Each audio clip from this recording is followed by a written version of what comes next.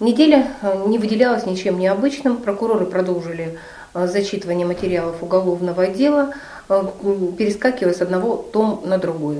Остановились в четверг на 34-м томе.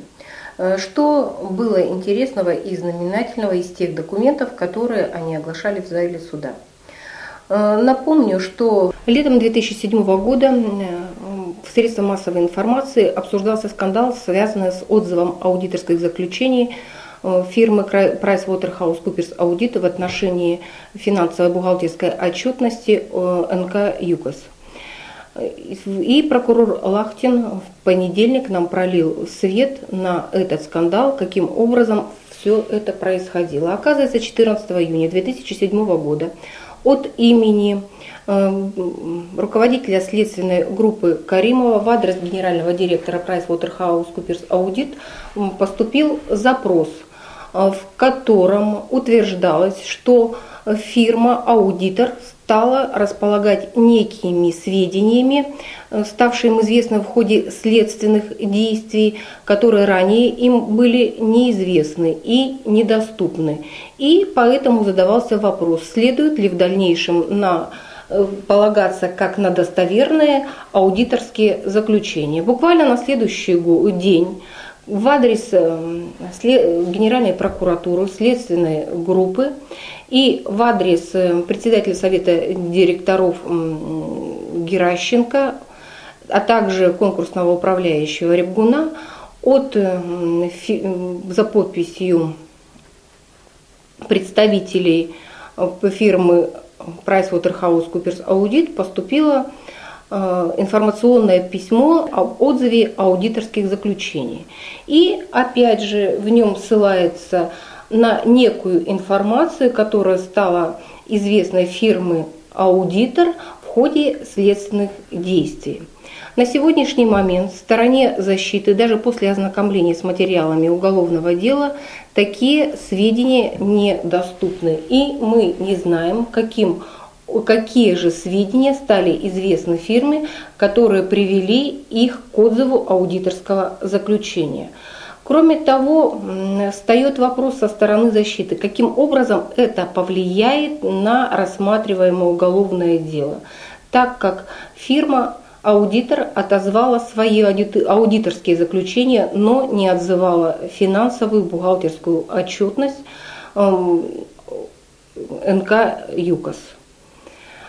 А именно отчетности как дочерних предприятий ЮКОСа и самого ЮКОСа имеет огромное значение для рассмотрения материалов уголовного дела. Сами заключения такой значимости и относимости для данного уголовного дела не имеют. Ну и хотелось бы узнать все-таки, какими данными стали располагать лица, работающие в этой фирме, которые позволили им отозвать аудиторское заключение. Хотелось бы и сделать ссылку на то, что аудиторские заключения, как факт, отозвать нельзя. Необходимо провести некие действия, как говорят об этом стандарты, для того, чтобы разрешить все возникшие сомнения, связанные с вновь поступившей информацией. Соответственно, никаких действий фирма-аудитор не производила, потому что на следующий день, буквально после поступления запроса от следователя, направила в адрес названных мною лиц свое информационное письмо об отзыве аудиторских заключений. Что происходило еще на этой неделе? Прежде всего, заявление, поступившее от Михаила Борисовича, сущность которого сводится к тому, что на протяжении уже длительного времени председательствующий не обращает никакого внимания на сторону, которая представляет доказательства в настоящее время.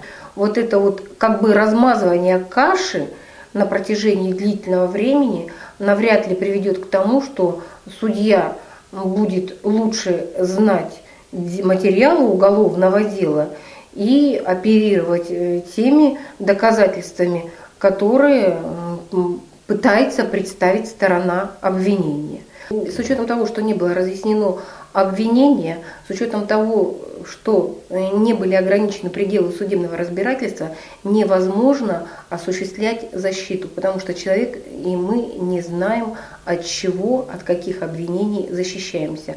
А судья фактически занял политику невмешательства в тот процесс, который навязывает нам сторона обвинения на протяжении уже 5-го месяца.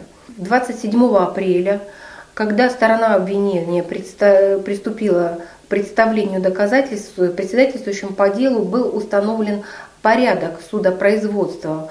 По крайней мере, была удовлетворена просьба защитников о выделении 1 раза в неделю дня для конфиденциального общения со своими клиентами вне пределов зала суда, потому что в зале суда конфиденциально общаться практически невозможно, так как постоянно возле лиц, возле защитников находятся конвои, сотрудники охраны. Поэтому 1 раз в неделю, как правило, предоставлялся 1 день, и защита имела возможность общаться со своими клиентами в СИЗО. Такой распорядок начал нарушаться, и вновь среда не была предоставлена для общения с клиентом. Поэтому сторона защиты была вынуждена возразить на действия председательствующего и обращаться вновь с аналогичным ходатайством для предоставления дня для общения с клиентами. Но на сегодняшний момент ходатайство было удовлетворено, и пятница была предоставлена для общения.